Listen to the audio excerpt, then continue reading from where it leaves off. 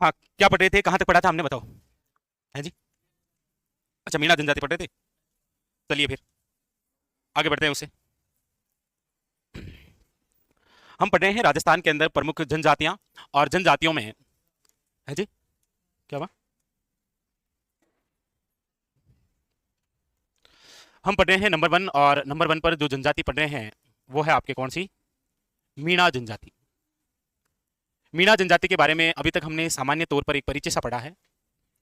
परिचय के रूप में हमने ये पढ़ा है कि मीणा जो शब्द है वो मीन से बना हुआ है। मीन जिसका अर्थ मछली है। वैसे मीणाओं की जो उत्पत्ति है वो मत्स्य अवतार से भी मानी गई है, और इनका जो पवित्र ग्रंथ है वो मीन पुराण है, जिसके रचनाकार जो थे वो मुनि मगन सागर जी थे।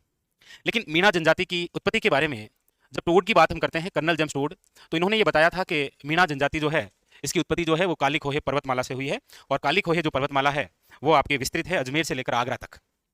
लेकिन ऐसे बात करते हैं तो जयपुर के अंदर है, क्योंकि काली खोहे पर्वतमाला पर एक किला बना हुआ है। कौन सा? आमेर किला। उसके अलावा मीणा जनजाति से संबंधित हमने बातें की है कि दो भाग आप पढ़ते हैं। एक तो वे मीणा जो कृषि का कार्य करते हैं, उन्हें जमींदार मीणा कहते हैं, और जिन्होंने रियासत का सुरक्षा का जिम्मा संभाला वो क्या कहलाए थे? चौकीदार मीणा। क्योंकि प्रारंभ के अंदर जो मीणा है वो ढूंढाड़ क्षेत्र के क्या हुआ करते थे? राजा। इनको हटाकर कछावा शासकों द्वारा वंश की स्थापना की गई थी, तेजकरण। वो आगे की बात। इसके अलावा हमने ये पढ़ा है कि मीणा जनजाति के अंदर टोटल जो गोत्र हैं उनकी संख्या तो कितनी है, और टोटल कितने खापे हैं? तो 2, 5200 और 24। आंकड़े थोड़े से ध्यान रखें। हालांकि ऐसे वन लाइनर तो नहीं आते हैं, लेकिन आजकल जो क्वेश्चन पूछने का आरएसएसबी बोर्ड का तरीका है कि मीणा जनजाति के संबंध में निम्न में से कौन सा कथन जो है वो असत्य है, तो ऐसा आप थोड़ा सा ध्यान रखें। इसके बाद में इतना ही पढ़ा था क्या? चलो, जहां तक लिखा है, जहां तक आपने पढ़ा है उसके जस्ट आगे हेडिंग डालिए, मीणा जनजाति से संबंधित तथ्य। मीणा जनजाति से संबंधित तथ्य, जहां तक आपने लिखा उसके जस्ट आगे।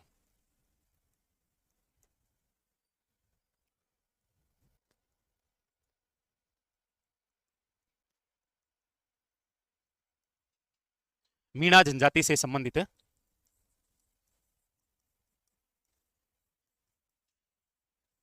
तथ्य जो हैं वो कौन कौन से? परिचय तो आप सबको याद भी होगा, और नहीं है तो आपके साथ। हाँ, विष्णु कुमार, वो भी करेंगे। तो 2 मिनट का समय है, पढ़ लीजिए फटाफट मीणा जनजाति वापस, जो लिखा है ना अब तक, फटाफट बांच लीजिए।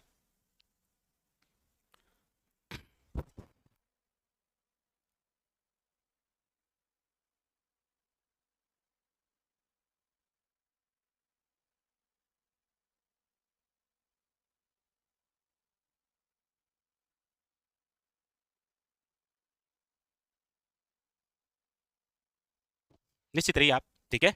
बिल्कुल लाइव है। आप कहेंगे तो आपको कुछ और भी बता देंगे। पढ़ लिया आपने?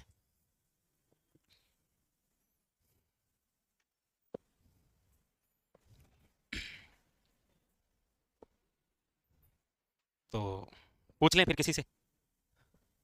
याद हो गया? अरे नहीं पढ़ोगे, मुझे पता है ना घर पे, इसीलिए कह रहा हूँ। चलो, अब ध्यान दीजिए बोर्ड पर। मीणा जनजाति से संबंधित तथ्यों के अंदर बात करते हैं तो सबसे पहले लिखिएगा, मीणा जनजाति का जो मुखिया होता है उस मुखिया को क्या कहते हैं? मीणा जनजाति का मुखिया क्या कहलाता है? तो लिखिएगा पटेल, साथ साथ में लिख लीजिए आप। लिखिएगा, मीणा जनजाति का मुखिया क्या कहलाता है? पटेल। भील जनजाति का जो मुखिया है वो कहलाता है गमेती। ग्रासिया जनजाति का जो मुखिया होता है उसे बोलते हैं शहलोत। शहरिया जनजाति का जो मुखिया होता है उसे बोलते हैं कोतवाल। डामोर जनजाति का जो मुखिया होता है उसे बोलते हैं मुखी। तो ये जनजातियों के जो मुखिया होते हैं ना, ये जरूर ध्यान रखें आप। लिख लिया? याद भी हो गया? पटेल मीणा जनजाति का क्या है? मुखिया। नेक्स्ट आगे, आगे लिखिएगा।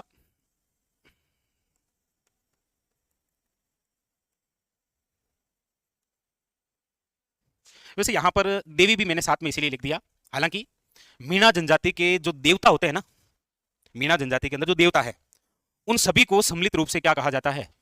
बुझ देवता।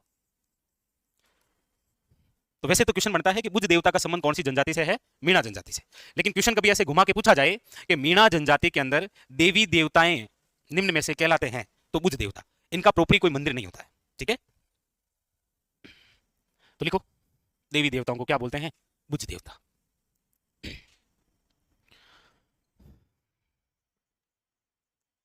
फिर लिखिएगा, मीणाओं के आराध्य देव। मीणा जनजाति के जो आराध्य देव हैं वो है आपके कौन से बाबा? भूरिया बाबा। भूरिया बाबा, देव बाबा और हरिराम बाबा, आप में से कौन बताएगा हरिराम बाबा का मेला कब बनता है? क्योंकि जब पढ़ा था तो यही याद रखना होता था कि इसका जरूर ध्यान रखना है। हम्म,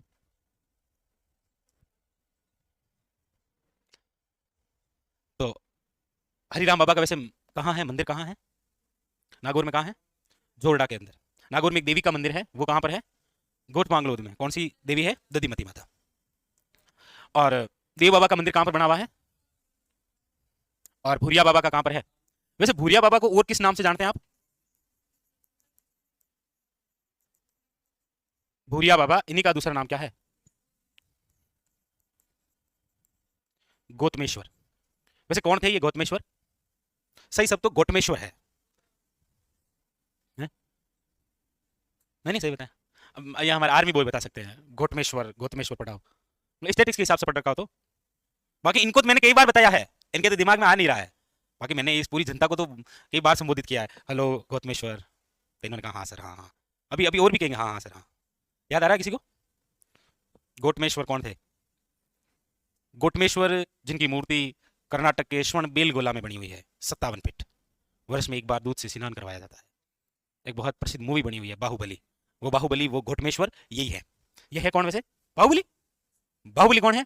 घोटमेश्वर। हाँ? ये आपके जैन धर्म के जो प्रथम तीर्थंकर हैं, क्या नाम है?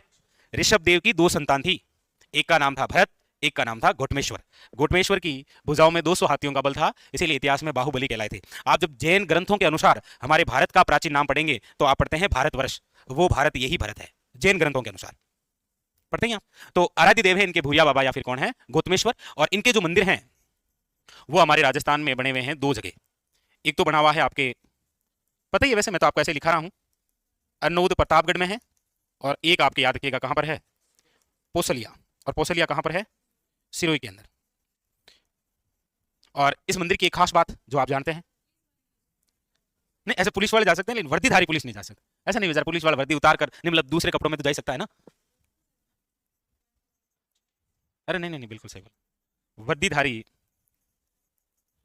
पुलिस का प्रवेश मना है, प्रवेश मना है, वो वहां पर एंट्री नहीं कर सकते। और दूसरी बात यह है कि मुझे लगता है कि ये एंट्री क्यों नहीं करने देते हैं, इसका संबंध इस लाइन से है। क्योंकि पूछा जाए कि मीणा जनजाति निम्न में से किसकी झूठी कसम नहीं खाती है, वहीं पुलिस वाले पहुंच गए और वहीं पर वो शुरा भी है, तो खाओगन क्या हमें चोरी कौन करी, तो झूठी कसम नहीं खा सकते ना, इसलिए उनको नहीं। लिखो, मीणा जनजाति झूठी कसम नहीं खाती है। किसकी? भूरिया बाबा की। बाकी खाई सके, कोई दिक्कत वाली बात को नहीं, लेकिन प्रोपरी किसकी नहीं खाती है? भूरिया बाबा की। वैसे इतिहास तो यही कहता है कि जो कसम खा के बात करता है ना, झूठ ही बोल रहा है वो। आपसे कोई कहना नहीं नहीं कसम से, तो समझ लेना ओके थैंक यू, सच्चाई हकीकत है ये। मम्मी पापा कभी आपसे बात करते हैं तो कसम खा के थोड़ी करते हैं, करते हैं क्या? बाकी वाले खा के कर रहे हैं तो समझ जाना के ओके थैंक यू, ऐसे बोलना आराम से, है ना। चलिए आगे। तीन बातें, मुखिया कौन है, देवी देवताओं को क्या कहते हैं, और इनके आराध्य देव कौन है। वैसे अलग अलग क्षेत्रों के अंदर हम बात करते हैं, जैसे शेखावटी के मीणाओं की जो देवी है वो कौन है आपके? जीण माता। लिखाने की आवश्यकता नहीं है, इसीलिए आप लिख लीजिए। हाँ? नहीं, वो भरोसा भी तो कायम रहना चाहिए ना। ठीक है, आपसे बुरा मत मानना ना, मुझे लिखाना पड़ेगा, क्या करूं मैं।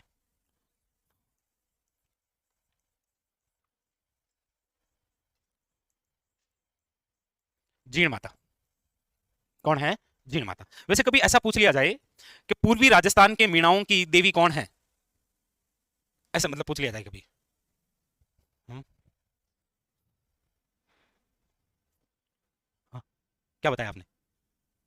अरे मुझे तो बताओ, कौन सी? क्या कह रहे हैं आप? बिटुआसन? कौन सी है भाई? आप सोचो तो सही थोड़ा, आप सोच नहीं रहे हो ना, मैंने बोला पूर्वी राजस्थान के अंदर मीणाओं की देवी कौन है, ऐसा पूछा मैंने। ना ना, करौली नहीं आता है ना पूर्वी में इतना। पूर्वी में आता है, डायरेक्ट पूर्वी में कहाँ आता है? वो तो सीधी सीधी यादों की है ना, मीणा तो कोई शब्द लिखा भी नहीं था हमने, बस मैं यही वहीं लेना जाना चाह रहा था। हमने एक ऐसा मंदिर पढ़ा है जहां पर विवाद है मीणा और कौन सी, नारायणी माता। ऐसा आ जाए तो आपको ध्यान रखना है पूर्वी राजस्थान के मीणाओं की जो देवी है वो कौन सी है, नारायणी माता। लिखो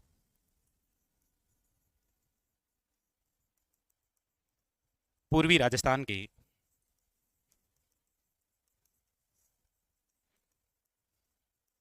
आराध्य देवी, वो आराध्य देवी है ना, तभी तो वो विवाद है। मीणा कह रहे हैं कि हम ही पूजा करेंगे, हमारी क्या है ये आराध्य देवी। अगर नहीं होती तो चल छोड़ जाने दे, चल छोड़ जाने दे, ऐसे होता। लेकिन जाने नहीं दे रहे, इसका मतलब पकड़े हुए हैं वो। तो पूर्वी राजस्थान के मीणाओं की, शेखावटी के मीणाओं की और स्वयं मीणाओं की आराध्य देव की बात हो तो याद रखिएगा। अब हम अगली बात पढ़ते हैं। क्वेश्चन है आपके लिए, आपको यदि जानकारी में है, मीणा जनजाति का कुंभ निम्न में से राजस्थान के कौन से जिले में भरता है? जैसे भील जनजाति का कुंभ कहां भरता है, शहरिया जनजाति का कुंभ कहां भरता है, ग्रासिया जनजाति का कुंभ कहां भरता है? लिख लिए, आगे बढ़े। तो अगली लाइन से फिर लिखो आप, मीणा जनजाति का कुंभ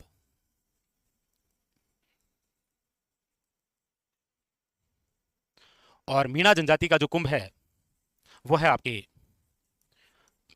रामेश्वर धाम। कहां पर है ये?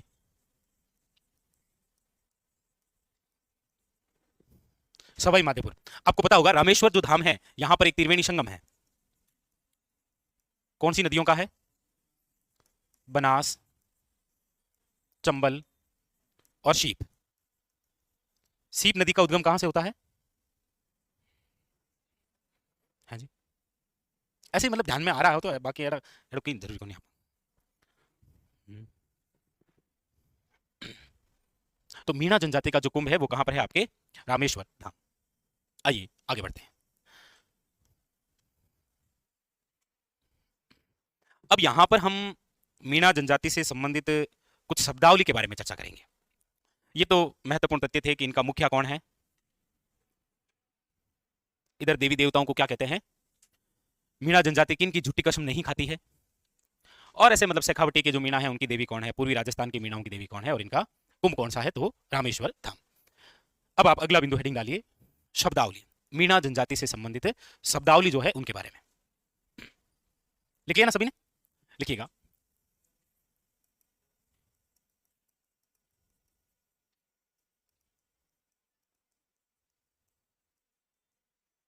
मीणा जनजाति से संबंधित शब्दावली जो है वो क्या क्या है। वैसे देखो एग्जामिनर जब भी शब्दावली पूछने की कोशिश करता है ना तो वो ज्यादातर कोशिश यही करता है कि भील जनजाति की शब्दावली पूछी जाए आपको, क्योंकि वहां ज्यादा शब्दावली है, यहां पर गिनी चुनी बातें। जैसे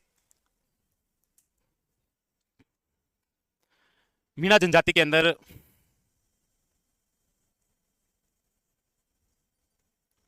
लड़के का जन्म होने पर क्या बजाते हैं, लड़की का जन्म होने पर क्या बजाते हैं। हालांकि ये शब्दावली ऐसा नहीं है कि मीणाओं से ही संबंधित है, आम जन में ये जनहित में जारी है। तो लड़के का जन्म होगा तो क्या बजाएंगे, है जी, और लड़की का जन्म होने पर, तो यहां पर वो एक शब्द जो है ना, हाँ वो सूप छाजला, तो लड़के का जन्म होने पर तो थाली बजाई जाएगी, और सूप, थाली मतलब चिल्ला चिल्ला कर स्कीम बताई जाती है कि लड़का हो गया है, लड़की हो गई है तो नहीं बताया जाता। तभी तो वो आस पड़ोस से पता कर लेते हैं, अच्छा चोरी हुई है, हाँ मतलब, और थाली बज गई तो मतलब कोई चोर शुरू चली है। मतलब प्राचीन समय से क्या है कि किसी के घर में यदि लड़की का जन्म होता ना तो वो एक उस परिवार पर शराप माना जाता, कि वो बात नहीं है इस परिवार में। इसलिए तो राजा महाराजाओं के परिवार में जो बेटियां जन्म लिया करती थी तो उनको दूध में डुबोकर मार दिया जाता था, ये ले पी दूध। तभी तो लड़कियों को दूध पीने की ज्यादा आदत होती है। हम्म, हैं? क्या हुआ? अरे बोलो बोलो बिंदास बोलो, कोई आपको कोई कुछ नहीं कहेगा, ये सब आपकी छोटी बड़ी बहनें हैं, कुछ नहीं कहेगी, आप बोलो, चिंता मत करो, मैं हूं ना यहाँ, सरदार तो यही है ना। चलो बेचारों ने अंदर ही दबा लिया, ये खौफ है, हैं?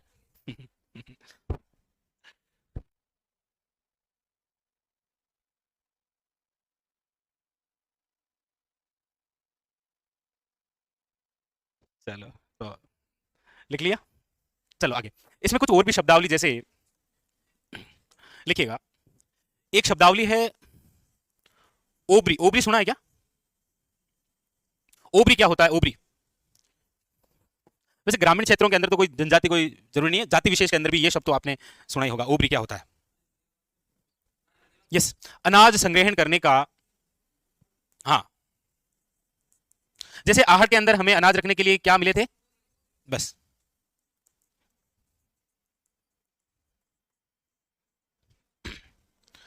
मीणा जनजाति के अंदर महिला और पुरुष दोनों को गोदने और गुदवाने का शौक है, यानी कि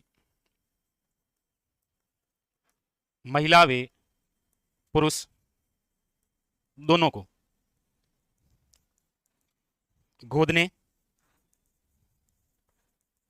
गुदवाने का शौक। मतलब क्या है ये? क्या है ये? टेटू, शरीर पर चित्रांकन, जिसे आप क्या बोल सकते हैं सही शब्द में? टेटू तो एकल पर्सन का बच्चा है। दादा क्या कहलाते थे? सही शब्द क्या कहेंगे आप? ऐसे एग्जाम में ऐसे पूछे गया टेटू है, क्या शब्द है वो सही? ये बेचारा अब जागा है, तब तक तो लंका लुट चुकी है साहब। इसका मतलब यह है कि आपने ध्यान से नहीं पढ़ी चित्रकला, नहीं? वरना चित्रकला पढ़ने से पहले मैंने सब कुछ बताया था, कहां कहां पर चित्र बनते हैं, क्या क्या कहलाते हैं। चलो कोई नहीं, देख रहे हैं ना। तो गोदना, गोदना क्या है? शरीर पर चित्रांकन करना गोदना कहलाता है, बस। हाँ तो लिखा हुआ है ना, तभी तो पूछा मैंने आपसे। अरे मैं आपसे पूछता हूँ, उत्तर सामने होता है, आप देखते ही तो नहीं है ना। आप ढूंढते हैं पंखे पर, ऐसी पर कुछ लिखा हो, लाइट पर कुछ हो, सर के कोई इधर ऐसे चिपका हुआ हो, उत्तर यहाँ लटका हुआ। अच्छा ऐसे नहीं, कभी कभी तो प्रैंक कर लेता हूँ ना। अरे ये भी बात सही है, बात तो सही है। हाँ हाँ, ये भी तो सही है। इस डाकी की ये भी तो बात सही है कि ये पूछता भी तो नहीं है इतना। तो गोदना जो होता है, शरीर पर चित्रांकन करना, क्या कहलाता है? गोदना। लिखाने की आवश्यकता तो नहीं होगी अब, इसलिए लिख लो नोट करके। मतलब कई बार 2-4 बार लिख देते हैं ना तो याद रह जाता है जी। शरीर पर चित्रांकन, और यहां पर दोनों को शौक है, महिला और पुरुषों को। यहां पर मृत्यु भोज की भी परंपरा है। मृत्यु भोज, जिसे आप क्या बोलते हैं? मौशर। मृत्यु के 12वें दिन जीवन होता है। मृत्यु के 12वें दिन जो जीवन होता है उसे कहते हैं मौशर। और जीवित रहते ही भोजन करवा देते हैं, उसे बोलते हैं जोशर। पता है क्या, जबकि औलाद हुई है बात तो खत्म है कहानी। तो मृत्यु भोज, मौशर, इसमें यह परंपरा है। यहां पर संयुक्त परिवार की भी परंपरा है, जॉइंट फैमिली के। बिल्कुल सही है, संयुक्त परिवार की परंपरा रही है। मृत्यु भोज होता है यहाँ। यहां पर गोदने और गुदवाने का शौक है। ओबरी है यहाँ, सूप और थाली। नेक्स्ट, अगली बात। यहां पर आटा साटा है। आटा साटा का प्रचलन रहा है। मतलब बार बार आटा लगाना नहीं है ये, आटा साटा का प्रचलन है, मतलब ये विवाह का एक प्रकार है। हालांकि ऐसा नहीं है कि ये मीणा जनजाति में है, वर्तमान के अंदर शादी होती ही ऐसे है। कुछ गिने चुने सक्षम परिवार को छोड़ दें तो बाकी आटा साटा कोई मामला है। मखानी देख लियो, अन्न देख लियो, कटे। आटा साटा का मतलब है जी है? नहीं अभी क्या ना, मैं अभी का कहा हूँ 50 साल को ना ना, पहले का नहीं था। हमारे जमाने में डायरेक्ट जाते थे, लाइट वाइट लगा के, ऐसे अलग माहौल था ना, तो ऐसे वहां परंपरा नहीं थी। तो आटा साटा का प्रचलन क्या होता है? आटा साटा समझते हैं आप सब? लड़की देकर लड़की लेना। जैसे आपकी कहीं शादी कर रहे हैं, आपकी शादी जिस घर में कर रहे हैं वहां से आप लड़की लेके आएंगे, और आपकी जो बहन है वो उसी घर के अंदर दी जाएगी किसी लड़के को, आपके साले को, ऐसे मतलब। समझे? अब समझे? और कौन नहीं जानता, जिसने आप में से कौन है जिन्होंने पहली बार सुना है कि ऐसा मतलब मामला होता है?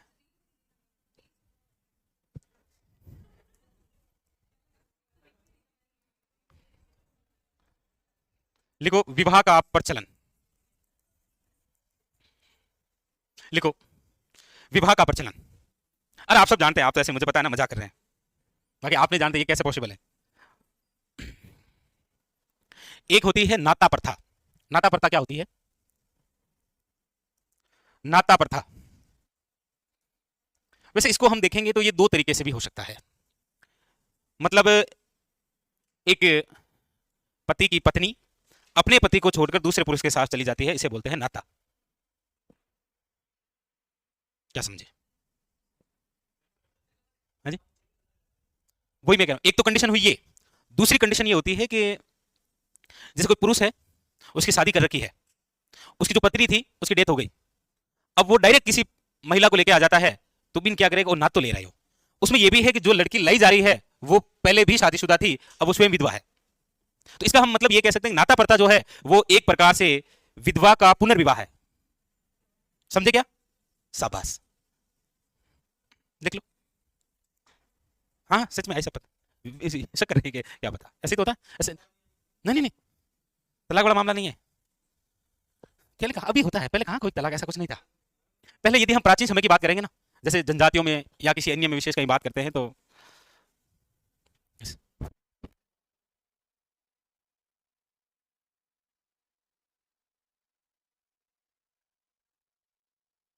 लिखो, इसमें लिख लीजिए, विधवा का पुनर्विवाह, ये आप क्या कह सकते हैं, नाता प्रथा। लिखिएगा। हाँ मतलब फिर पहले सब कुछ तो ही रखा है ना, ऐसे लेके आ जाते हैं। हम्म, हाँ प्राचीन समय में चली जाती थी, ऐसे कुछ कंडीशन नहीं थी ना।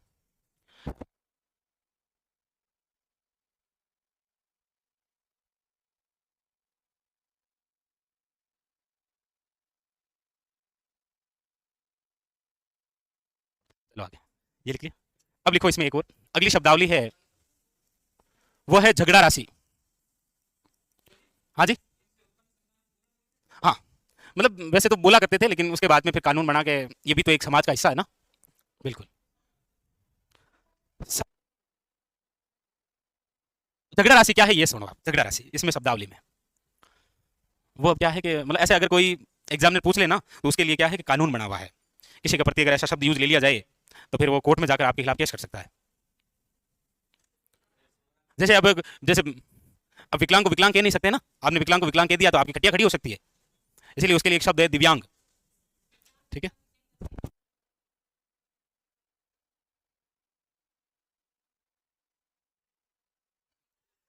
अरे फर्क कुछ नहीं है, फर्क होता ही नहीं है ना, वो 19-20 का फर्क है, लेकिन जेल 4 साल की है। अरे नहीं नहीं नहीं नहीं। झगड़ा राशि क्या होता है देखो, झगड़ा राशि होता है कि नए पति द्वारा उस महिला के पूर्व पति को जो धनराशि दी जाती है उसे झगड़ा राशि कहते हैं। देखो, ये बेचारा कोई पिंटू है, इसकी जो पत्नी है वो पिंकी है। ठीक है, ये पति पत्नी है, कोई दिक्कत नहीं। लेकिन पिंकी को लगा पिंटू ठीक नहीं है, चिंटू ठीक है, तो ये जो पिंकी है ये किसके पास चली गई, चिंटू के पास। अब चिंटू को डर है कि पिंटू कहीं ना कहीं आक्रमण कर देगा या इन दोनों में झगड़ा हो जाएगा, इसीलिए ये जो नया पति बना है ना इस पिंकी का, कौन, चिंटू, ये चिंटू जो नया पति बना है, इस नए पति द्वारा उस महिला के पूर्व पति को जो राशि दी जाती है उसे कहा जाता है झगड़ा राशि, ताकि झगड़ा नहीं हो। चिंटू चुपचाप पिंटू के पास में जाएगा, देख भाई हंकाली अब थंकन कौन रहे, धनिया लाख तू लो, मैं ले रही हूं तो बिन पूछ लेता हूं, वो अपनी इच्छा से आई है। लेकिन अब ऐसा नहीं हो कि हम आपस में झगड़ा करें, इसीलिए झगड़ा नहीं हो, ये चिंटू पिंटू को कुछ राशि दे देगा 50,000 और कहेगा जा पिंकी की बहन कोई चिंटी तो होगी तो दूसरी देख ले। इस कार्यक्रम को क्या कहा गया है, झगड़ा राशि। आप समझ गए ना, यही तो समझे आप। लिखो झगड़ा राशि के अंदर लिखो, नए पति द्वारा 2025 मॉडल, और तो क्या ही, और तो क्या क्या लिखो, नए पति कॉस्ट्यूम लिख लो मॉडल 25, नए पति द्वारा महिला के पूर्व पति मॉडल 1990, पूर्व पति को दी गई जो धनराशि होती है उसे क्या बोलते हैं, याद रखिएगा, झगड़ा राशि। लिख लीजिए, ये बनाना नहीं है ना, केवल लिखना ही है थ्योरी में बस। ये आपके कंप्लीट मीणा जनजाति से संबंधित जो बातें होती है वो क्या हो गई, कंप्लीट। देख लो एक बार फटाफट देख लो, फिर आगे बढ़ते हैं। सर्वाधिक शब्दावली हमें इसीलिए भीलों में मिलती है क्योंकि वो सबसे प्राचीन जनजाति है, उनको देखकर ही तो इन्होंने अपनाया था। जैसे अब लिखने में मुझे यहाँ छेड़ा फाड़ना लिखना चाहिए था, लेकिन छेड़ा फाड़ना मीणाओं में भी है, भीलों में भी है, लेकिन जब एग्जामिनर क्वेश्चन पूछता है तो वहां भील करना होता है, क्योंकि भील जो है वो सबसे प्राचीन जनजाति है, सबसे पहले उन्होंने अपनाया था। ये क्या होता है जानने के लिए जुड़े रहिए। क्या हो?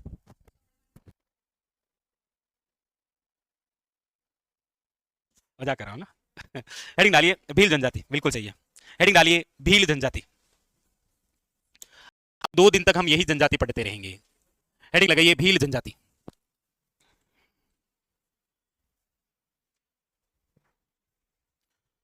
सर अब बंद कर दिया है मृत्यु भोज। नहीं नहीं, अब तो बंद कर दिया, तो हम अभी का पढ़ ही नहीं रहे ना। ये जनजाति जो हम पढ़ रहे हैं वर्तमान के संदर्भ में बिल्कुल नहीं पढ़ रहे हैं, ये प्राचीन समय के अनुसार पढ़ रहे हैं। वर्तमान में ऐसा कुछ है ही नहीं। ठीक है, लिखिएगा सबसे पहली लाइन लिखिएगा, भील जनजाति के अंदर राज्य की सबसे प्राचीन जनजाति है ये। राज्य की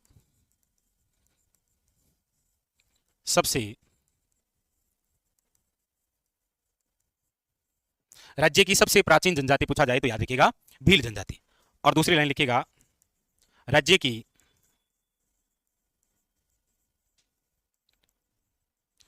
की दूसरी सबसे बड़ी जनजाति। राज्य की दूसरी सबसे बड़ी जनजाति है वो कौन सी है? भील जनजाति। सबसे बड़ी जनजाति जो है वो कौन सी है? दूसरी सबसे बड़ी कौन है? भील। तीसरी सबसे बड़ी कौन सी है? ग्रासिया। चौथी सबसे बड़ी कौन सी है? ठीक है, अब यहां पर हम चर्चा करते हैं कि ये जो भील शब्द है, भील शब्द ये किससे बना हुआ है? तो ये बना हुआ है बील से। जैसे मीणा शब्द बना हुआ है मीन से, जिसका अर्थ होता है मछली, वैसे ही भील शब्द बना हुआ है बील से, और बील का जो अर्थ होता है वो होता है आपकी तीर कमान। यानी कि राजस्थान के अंदर रहने वाली वह प्राचीन जनजाति जो अपने पास में तीर कमान रखा करती थी, कौन सी है? भील जनजाति। एक क्वेश्चन है आप सभी से कि हमारे राजस्थान के अंदर तीर कमान बनाने के लिए कौन कौन से स्थान प्रसिद्ध हैं? जी,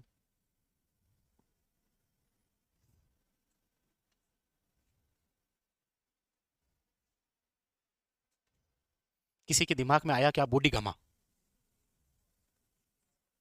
लेकिन ये दोनों शब्द तो आपके दिमाग में अलग अलग आए होंगे ना, इनको जोड़ना है। बूढ़ी गामा कहां पर है? तो उसको डूंगरपुर करो पहले, तो करेक्शन करते हुए। बूढ़ी गामा कहां पर है? और दूसरा है चंदू जी का घड़ा, कहां पर है वो कहां है? अरे हस्तकला में नहीं लिखा था क्या? चलो कोई नहीं, चलो जब हम पढ़ेंगे तब आपको लिखाएंगे। ठीक है, यहां पर केवल इतना लिख लो कि भील शब्द जो है वो किससे बना हुआ है? बील से, और बील का अर्थ क्या होता है? तीर कमान। लिखिए, राज्य में भीलों का जो क्षेत्र है,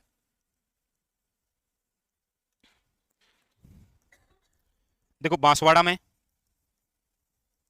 डूंगरपुर, उदयपुर, सिरोही, प्रतापगढ़, भीलवाड़ा, ये जो एरिया है ये पहले संपूर्ण रूप से इन्हीं का हुआ करता था। क्योंकि ये पूरा जो एरिया है आप देखेंगे ये पहाड़ी क्षेत्र है, पर्वतीय क्षेत्र है। पर्वतीय क्षेत्र में गाए जाने वाले गीत कौन कौन से हैं?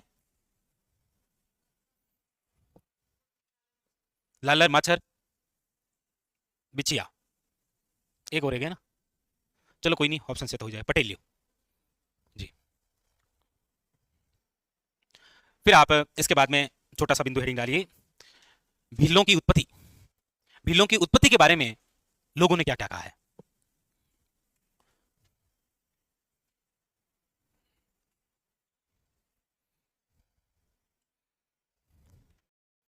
सभी ने लिख लिया ना? चलिए हेडिंग डालिए, भीलों की उत्पत्ति।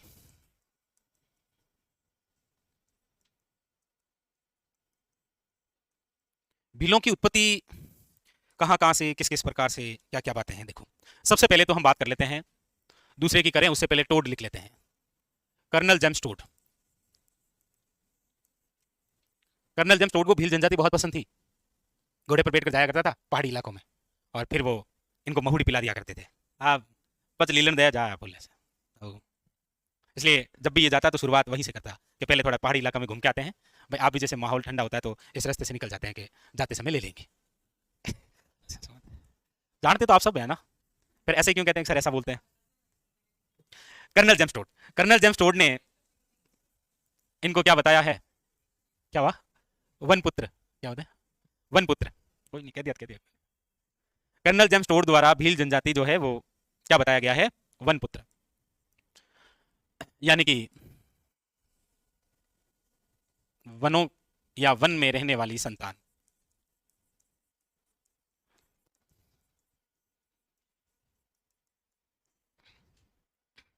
ठीक है।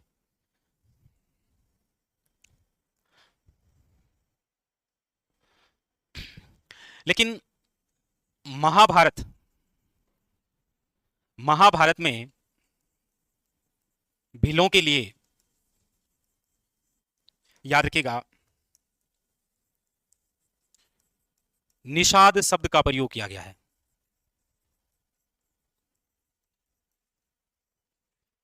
महाभारत के अंदर भीलों के लिए एक शब्द प्रयुक्त किया गया है, क्या? निषाद। निषाद का अर्थ होता है महादेव की संतान।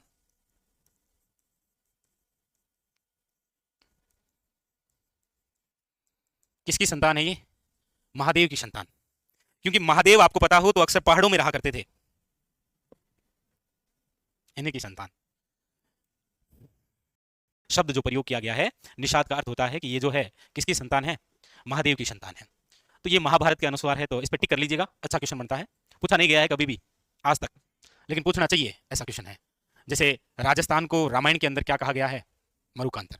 वैसे अगली बात, अगली है थॉमसन।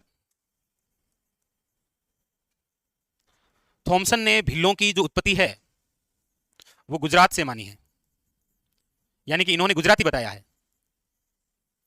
और बाकायदा इन्होंने एक बुक भी लिखी है जिसका नाम क्या है? भीली व्याकरण। थॉमसन ने तो भीली व्याकरण एक पुस्तक लिखी थी, जबकि जॉर्ज इब्राहिम जो ग्रियेशन है उन्होंने एक बोली को भीलों की बोली बताया था। कौन सी है वो? राजस्थानी बोली। टॉपिक याद आ रहा है क्या आपको? कुछ आ रहा है तो ठीक है। नहीं नहीं, अरे सही बताया आपने, मैं ऐसे खंडन नहीं कर रहा हूं, मैं तो ऐसे कह रहा हूं पूरा चैप्टर भी दिमाग में आ गया क्या? ठीक है, कल उसका टेस्ट है, राजस्थानी भाषा क्षेत्रीय बोलियां का, कल कंफर्म टेस्ट है। ठीक है, हाँ जी। नहीं, कहाँ लिया?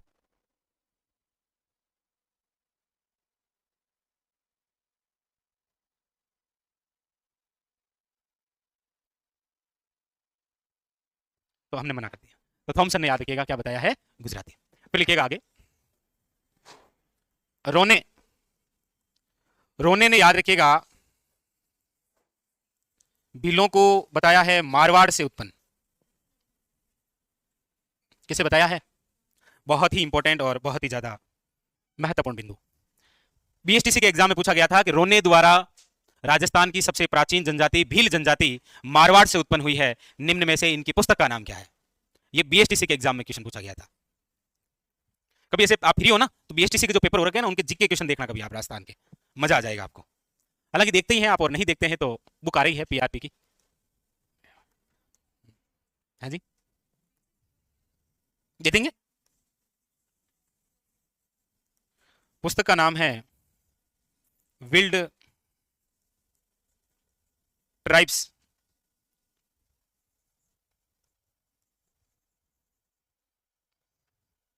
लिखो, विल्ड ट्राइब्स ऑफ इंडिया नामक पुस्तक जो है, इसके अंदर रोने ने बताया है कि भीलों की जो उत्पत्ति है वो किससे हुई है। नहीं नहीं, ऐसे हाँ, पहली बार ये लिख गया था, गलती से लिख दिया मैंने। बाकी वैसे लिखूं क्या? विल्ड, वी अदले, कभी कभी लिख देता हूँ, इतनी नहीं आती मुझे ना, आप जितनी नहीं आती है जी।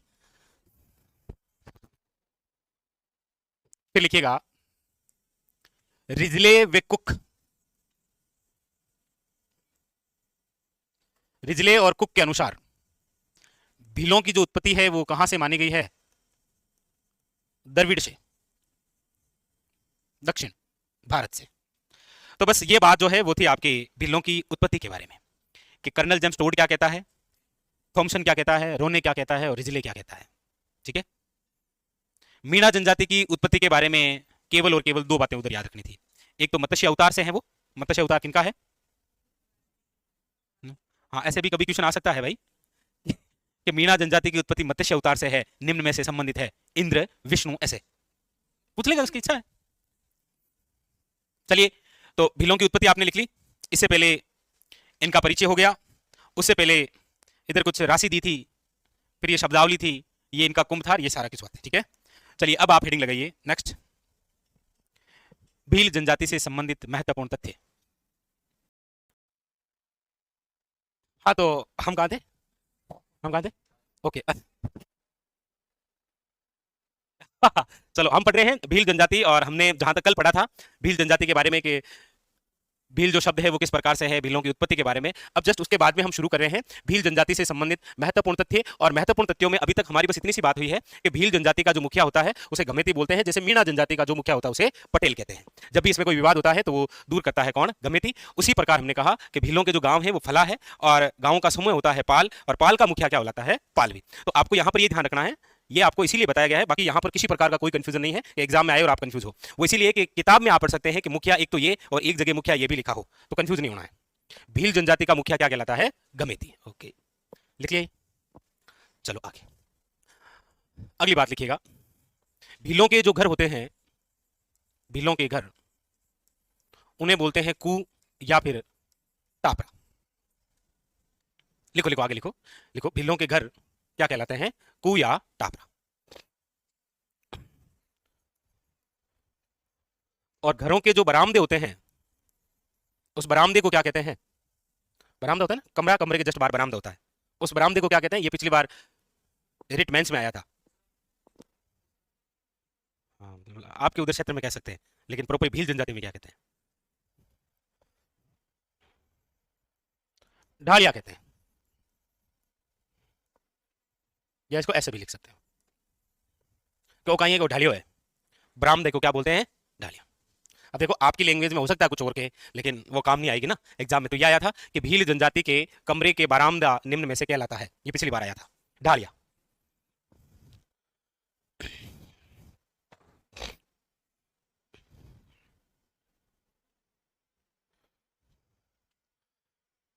तो अब यहां से देखा जाए तो गभेती कई बार अच्छा क्वेश्चन आया है, बिल्लों के घरों से क्वेश्चन आया है, और पिछली बार तो बरामदा भी पूछ लिया गया था। ठीक है, लिखिए आगे चले। नेक्स्ट लिखिएगा, भीलों के देवता कौन से? टोटम जी। जैसे मीणा जनजाति के अंदर देवी देवताओं को क्या कहते हैं, वैसे याद रखिएगा इनके क्या होता है? टोटम जी होता है। प्रोपरी कोई मूर्ति या प्रोपरी कोई मंदिर नहीं होता है, पेड़ पौधों को भी ये टोटम जी के रूप में मान लेते हैं। ठीक है, इसीलिए तो इनमें एक शादी में भी ये प्रचलित है कि ये किसी पेड़ पौधे को साक्षी मानकर फेरे ले लेते हैं कि लौरी तुमौरी, जैसे कोई छोटा सा पेड़ है तो औरी चारों में फेरे लगाए और शादी हो गई, उसे हाथी वेड़ो बोलते हैं। हाँ, तो प्रोपरी भील जनजाति के अंदर जो देवता है उन्हें क्या कहते हैं? टोटम जी। और मीणा के अंदर क्या बोलते हैं? बुद्ध देवता। हालांकि यहाँ पर भीलों में एक विवाह की देवी है, और विवाह की जो देवी है वो कौन सी है? याद रखिएगा, भराड़ी देवी। मतलब ऐसा कहते हैं कि भील जनजाति के अंदर जब शादी करने जाया करता था दूल्हा, तो उसको ससुराल में जाने से पहले घर के बाहर भराड़ी देवी की फोटो वोटो बनानी पड़ती थी। यदि बनाने में सफल रहा तो आगे मेंस देगा, वरना वहां से वापस, मतलब शादी करने के लिए किसकी भराड़ी की फोटो बनानी पड़ती थी घर के बाहर। यदि बना पाए तो प्री क्लियर है, तो आगे मेंस तैयार है, फेरे तैयार है, और नहीं बना पाए तो वापस। ऐसी मतलब कुछ बात है, वरना उसकी जगह हो सकता है उसके दोस्त को आती होगी, वो कह देगा तू चल मैं आ गया, बस ऐसे। कौन सी देवी है? भराड़ी देवी। वैसे ऐसी सुविधा भी होनी चाहिए।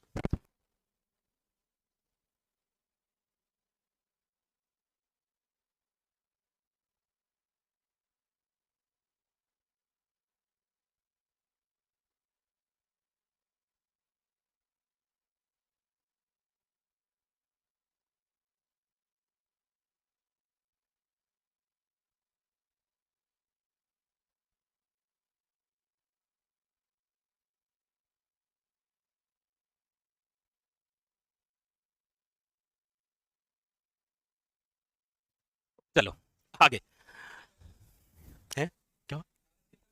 हाँ बिल्कुल होते हैं।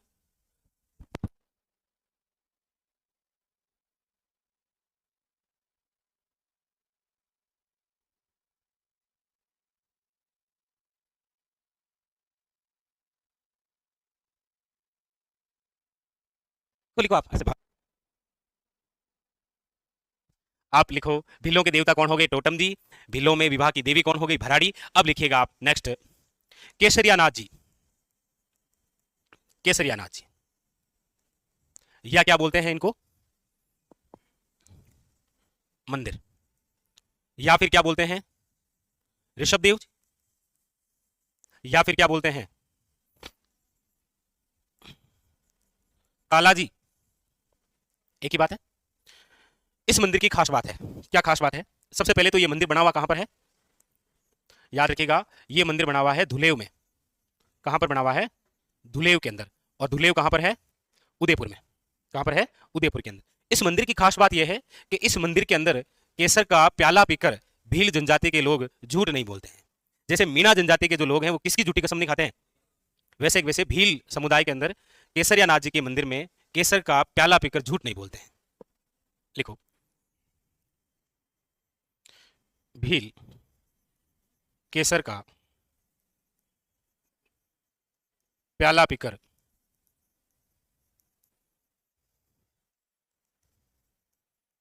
देखो, ये प्राचीन समय की बातें हैं। जब जनजातियां हुआ करती थी तो उसमें भी न्याय के लिए कुछ ना कुछ हुआ करता था प्राचीन समय में। धीरे धीरे बढ़ता गया तो धीरे धीरे कानून चलते गए। तो टोटम जी, भराड़ी देवी और केसरियानाथ जी, भील जनजाति के अंदर ये तीन विशेष बातें आपको याद रखनी है।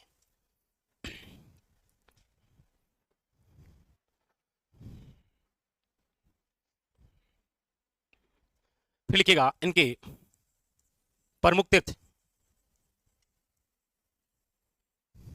भील जनजाति के अंदर प्रमुख जो तीर्थ हैं वो कौन कौन से हैं। तो प्रमुख तीर्थ की यदि हम बात करेंगे तो इसमें सबसे पहले तो आएगा बेणेश्वर धाम या बेणेश्वर धाम, जो कि कहां पर है, नवाटापुरा। और ये नवाटापुरा कहां पर है, डूंगरपुर के अंदर। नवाटापुरा कहां पर है, डूंगरपुर के अंदर। बेणेश्वर धाम में अब बार बार लिखाने की आवश्यकता है क्या, त्रिवेणी संगम है यहां पर। इसे आदिवासियों का कुंभ कहते हैं, आवश्यकता है क्या, तो इसीलिए लिखो आप बेणेश्वर धाम, नवाटापुरा कहां पर है, डूंगरपुर में।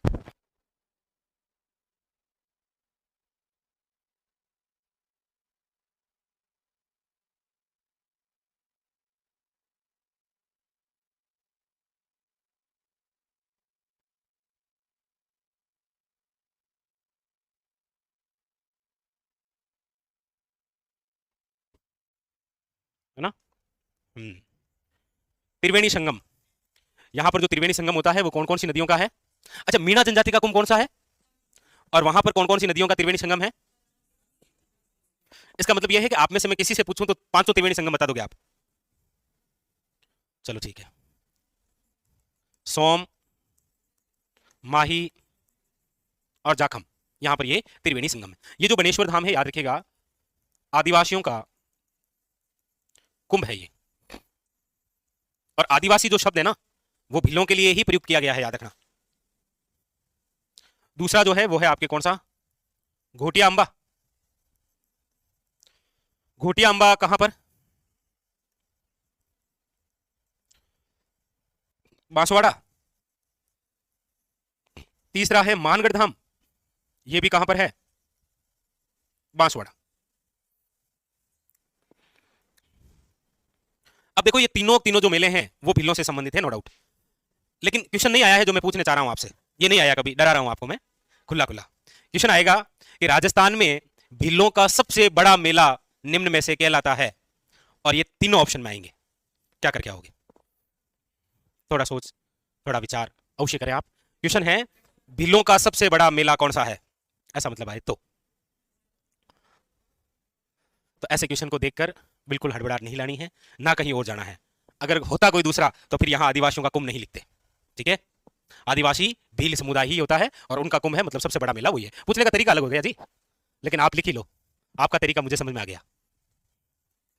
भीलों का सबसे बड़ा मेला। अब यहां पर ज्यादा बात करूंगा नहीं मैं कि बनेश्वर धाम किसने स्थापित किया है, वो आप सब जानते हैं। यहां पर किसकी पूजा होती है ये भी बताने की आवश्यकता ज्यादा है नहीं, आवश्यकता नहीं है ना। चलिए शाबाश। तो मीणा जनजाति का कुंभ तो हो गया आपके कौन सा, रामेश्वर धाम सवाई माधोपुर। और भील समुदाय का जो है या आदिवासियों का जो कुंभ है वो हो गया आपके कौन सा, बनेश्वर धाम, नवाटापुरा।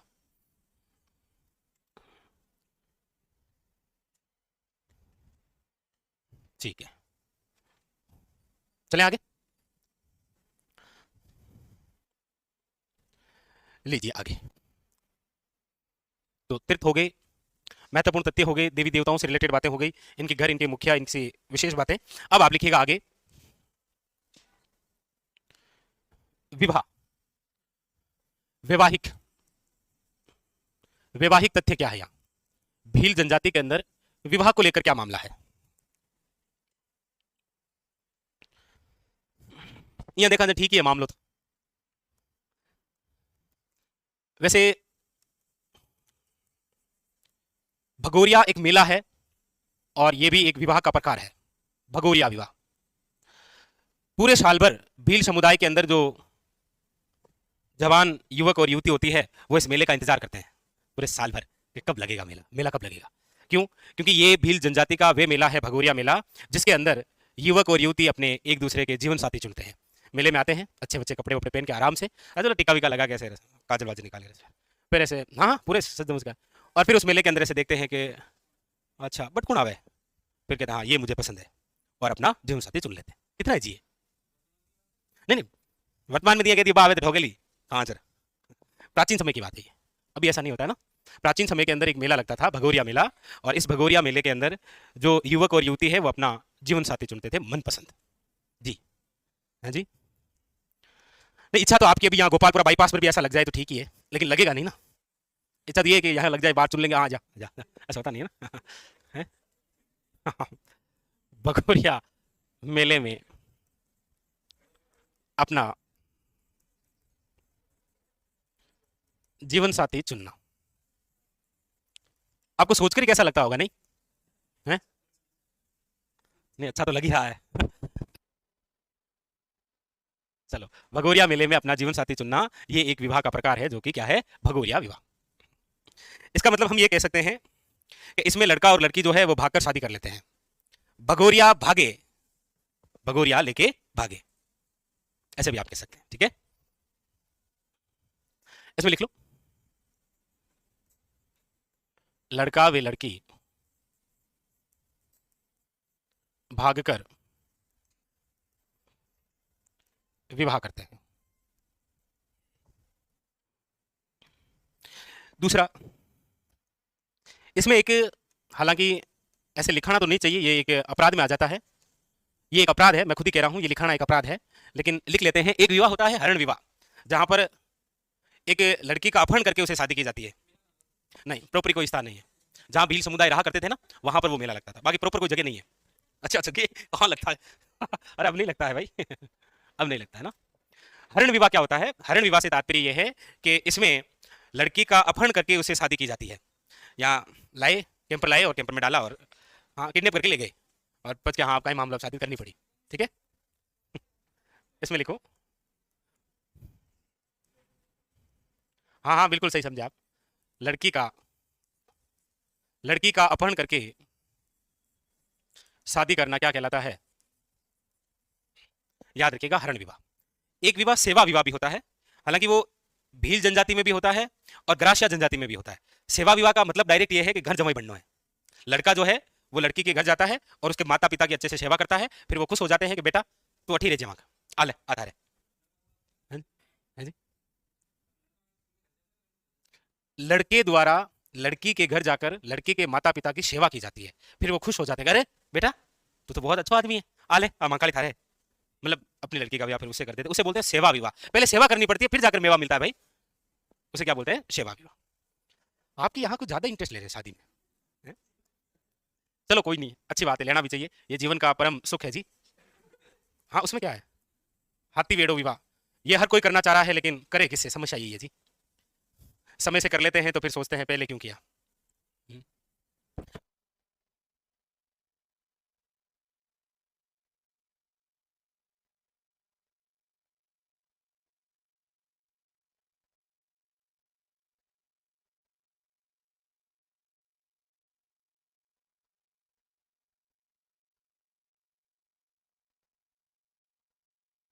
हाथी वेड़ो विवाह ये क्या होता है?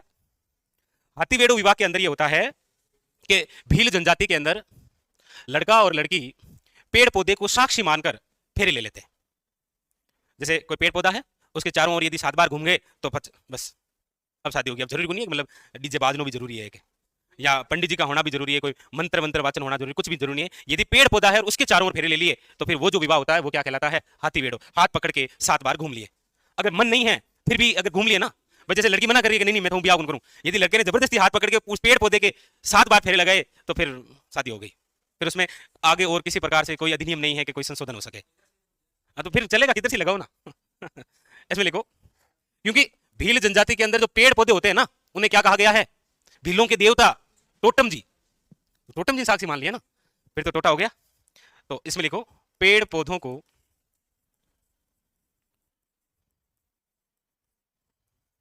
साक्षी मानकर विवाह करना। देखो सोचो उस समय क्या परंपरा रही होगी कि पेड़ पौधे को साक्षी मानकर। अब तो हजारों लोगों के बीच में शादी की जाती है कि देख लो भाई शादी कर रही हैं, हाँ, वहां पर केवल पेड़ पौधों को साक्षी मानकर विवाह किया जाता है, उसे क्या बोलते हैं, हथिवेड़ो विवाह। एक इसमें दापा प्रथा भी है। दापा प्रथा को आप कह सकते हैं वधु मूल्य। क्या कह सकते हैं, वधु मूल्य।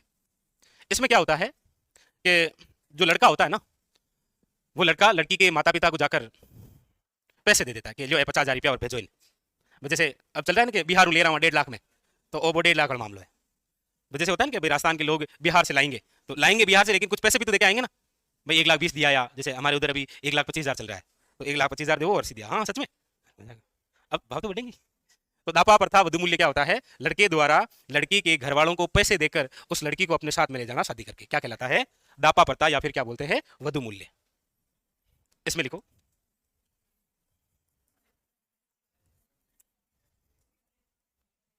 क्या? हाँ, नहीं अरे नहीं, वो गहरी दिन चल रहा है यहाँ, कोई सोच चल रहा है गहरा, हैं? लड़के द्वारा लड़की के माता पिता को राशि देकर लड़की को अपने साथ ले जाना, अपने साथ ले जाना, क्या कहलाता है, दापा प्रथा, वधु मूल्य कह सकते हैं। हालांकि भील जनजाति के अंदर आप इसे नाता प्रथा के रूप में भी पढ़ते हैं, भील जनजाति में, लेकिन दापा प्रथा आप जरूर याद रखें। अच्छा, इसमें एक प्रथा है नतारा प्रथा। क्या है, नतारा प्रथा। नतारा प्रथा क्या होती है, नतारा प्रथा होती है विधवा का पुनर्विवाह। कौन सी प्रथा कहलाती है, नतारा प्रथा। कोई विधवा हो गई है, उसका पुनर्विवाह, उतारी।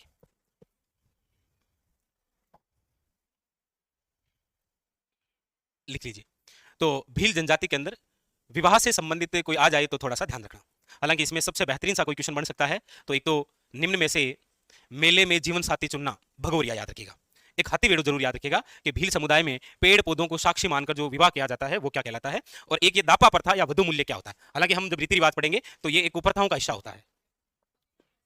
हाँ बिल्कुल, अभी मैंने बताया ना वहां से।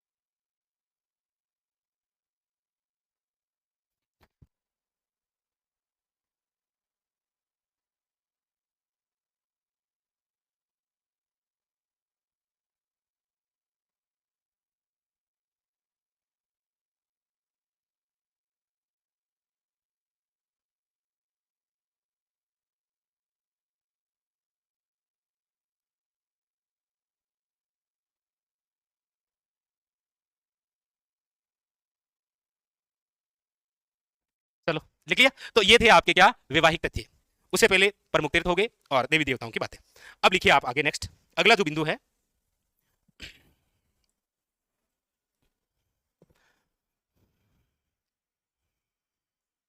मनोरंजन है।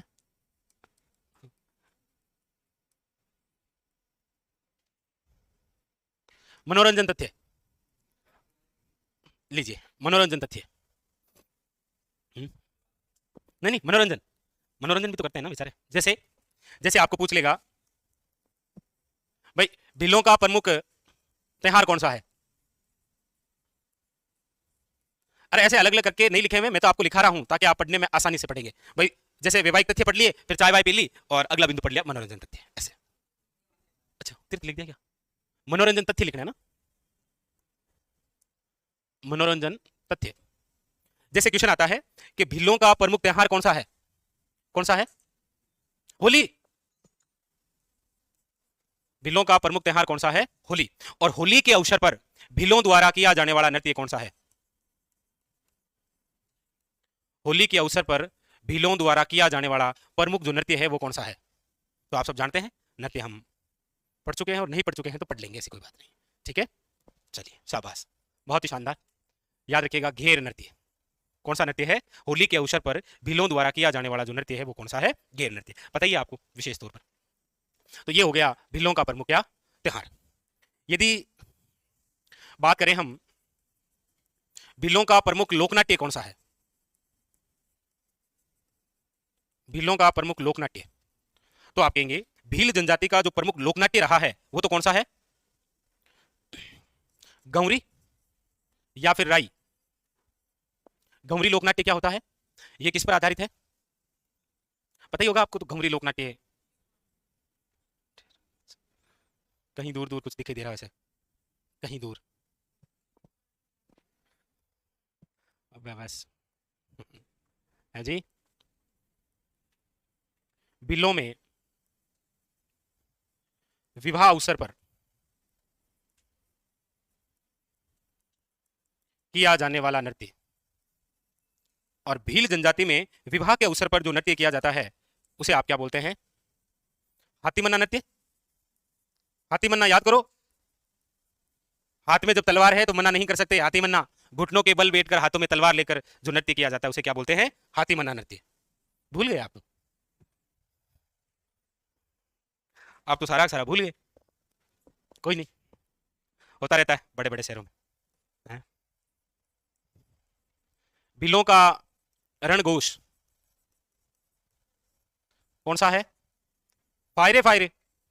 फायरे फायरे निम्न में से किससे संबंधित है? भील जनजाति से। कौन से नृत्य में होता है ये? युद्ध नृत्य। फायरे फायरे। ऐसा लग रहा है जैसे नृत्य और लोकनाट्य आपके कपालखंड में से बाहर आ गए हैं। कालीबंगा में जो कपालखंड मिला था ना जिसमें 6 छिद्र थे, मुझे लगता है आपके 3 तो हो गए।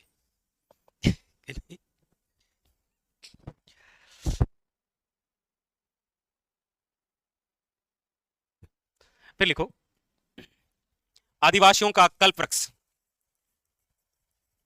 आदिवासियों का कल्पवृक्ष किसे बोलते हैं? याद रखिएगा। लिखा थोड़ी आपने? अरे नहीं लिखना है, लिखा थोड़ी है। लिख लिया क्या? ये लिख लिया भीलों का रणघोष? नहीं नहीं लिख लिया है तो कोई दिक्कत नहीं है, वैसे लिख लो। मैं तो क्या है कि आपको 3-4 बातें एक साथ लिखूंगा।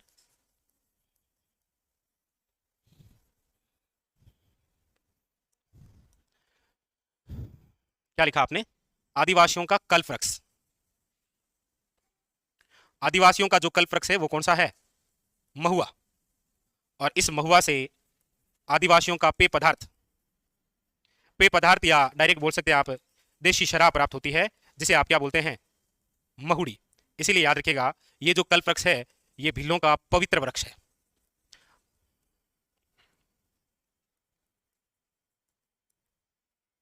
भीलों का क्या है? पवित्र वृक्ष महुआ, क्योंकि इसे पेय पदार्थ प्राप्त होता है जिसका नाम क्या है? महुड़ी। इस महुआ का साइंटिफिक नेम क्या है? मधुका लोंगाफोलिया। ठीक है, नहीं मंजुलिका नहीं, वो तो उसमें भूल भुलैया में होगा ना। मंजुलिका, अंजुलिका, हाँ? तब्बू है। हाँ,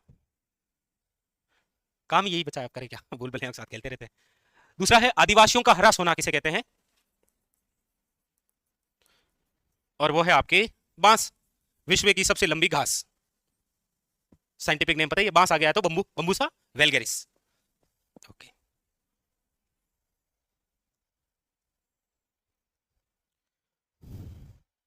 लिख लिया। फिर लिखिएगा आदिवासियों का मसीहा किसे कहते हैं? मोतीलाल तेजावत,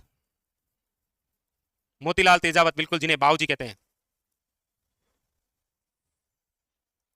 आदिवासियों के अंदर जो मृत्यु भोज होता है उसे क्या बोलते हैं? काटा। मृत्यु भोज क्या बोल कहलाता है? काटा। और वैसे मृत्यु भोज को क्या बोलते हैं? मोशर। 12वें दिन जीवन।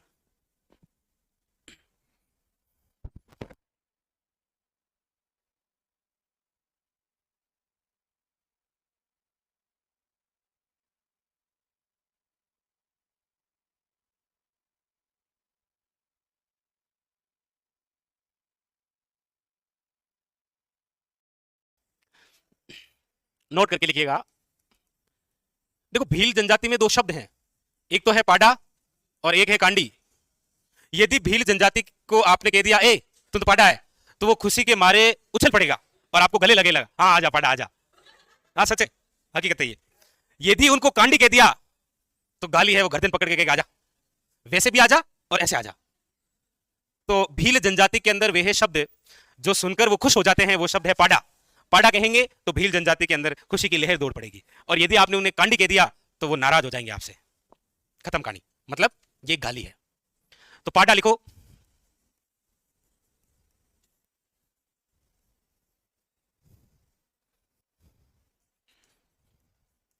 भील जनजाति के लोग खुश हो जाते हैं। क्या मतलब? पाडा कह दिया, कांडी कह दिया तो नाराज हो जाएंगे।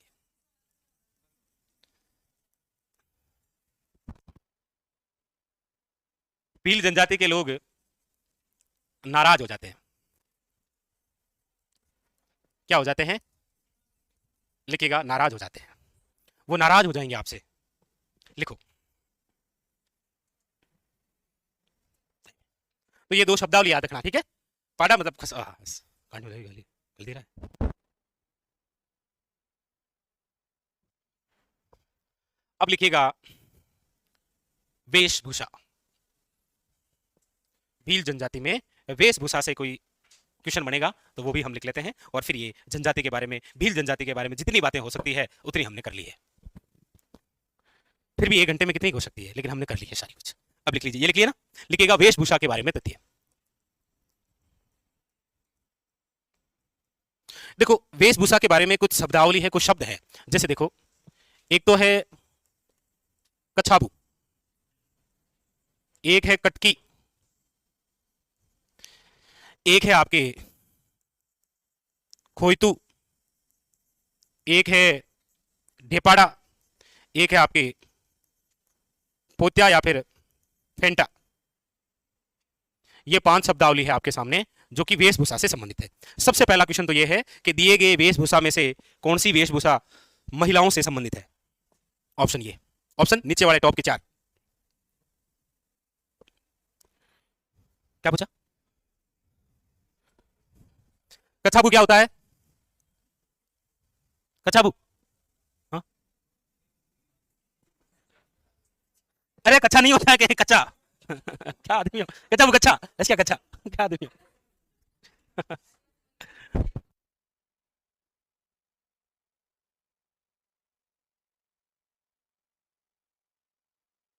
कछाबू का मतलब होता है भील जनजाति में महिलाओं द्वारा पहना जाने वाला लंबा घाघरा। क्या कहलाता है? कछाबू। डायरेक्ट वन लाइनर क्वेश्चन, कच्चा। अरे क्या बात है आपकी, आप बहुत यूनिक हो जी। भील जनजाति में महिला द्वारा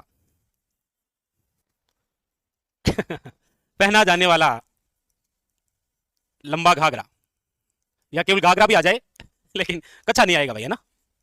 लंबा घाघरा क्या कहलाता है? कछाबू। ठीक है, ओके, थैंक यू। कटकी क्या है? अब क्या आइडिया लगाओगे? कटकी क्या है? कटकी है भील जनजाति में, हाँ, भील जनजाति में अविवाहित महिला द्वारा जो पहना जाता है वो क्या है? कटकी। वैसे ये पावली भात की ओढ़नी होती है, पावली भात की ओढ़नी होती है जिसे आप क्या बोलते हैं? कटकी। और ये याद रखिएगा, अविवाहित महिला द्वारा पहनी जाती है, अविवाहित महिला। पावली भात की ओढ़नी भी से आप बोल सकते हैं, ठीक है। खोइतू क्या है? खोइतू क्या है? ठोको ठोको, कुछ आइडिया लगाओ इसमें। खोइतू, ढेपाड़ा, यस यस, खोइतू क्या होती है?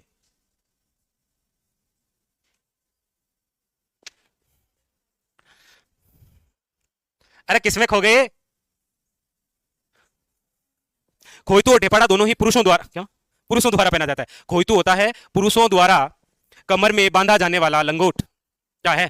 खोइतू। और ढेपाड़ा क्या है? पुरुषों द्वारा पहनी जाने वाली तंग धोती। धोती ढेपाड़ा है, लंगोट जो है वो क्या है? खोइतू। लिखो, आता तो है कई बार क्वेश्चन, खोइतू या। टाइम हो गया क्या? चलो ये तो लिख लेते हैं, लिखो, पुरुषों द्वारा बांधे जाने वाली लिंगोट या लिंगोटी क्या कहलाती है? याद रखिएगा, खोइतू। ढेपाड़ा क्या है? पुरुषों द्वारा पहने जाने वाली तंग धोती। फेंटा क्या है? पुरुषों द्वारा सिर ढकने का वस्त्र, सिर ढकने का वस्त्र। पोत्यो, फेंटा, साफा। और उसके बाद में फिर आप लिख लीजिएगा, आदिवासी महिलाओं द्वारा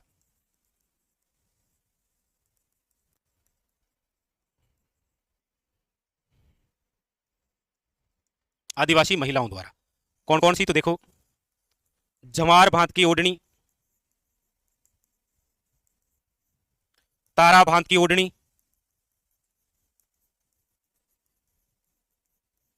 केसर भांत की ओढ़नी, और एक हमने ये लिखी है कौन सी? तो ऐसे ऑप्शन में पूछ लेगा कि निम्न में से भील जनजाति में अविवाहित महिलाओं द्वारा ओढ़ी जाती है। ऑप्शन आ जाएगा जवार भात की, तारा भात की, केसर भात की और पावली भात की। उतारिए। और इसी के साथ में ये जो भील जनजाति से संबंधित तथ्य हैं ये हमारे क्या हो गए हैं? कंप्लीट। हाँ, सिर पर लपेटा जाने वाला सफेद वस्त्र आप कह सकते हैं, छापा है ये एक तरह का, ठीक है। बस आज के लिए इतना ही।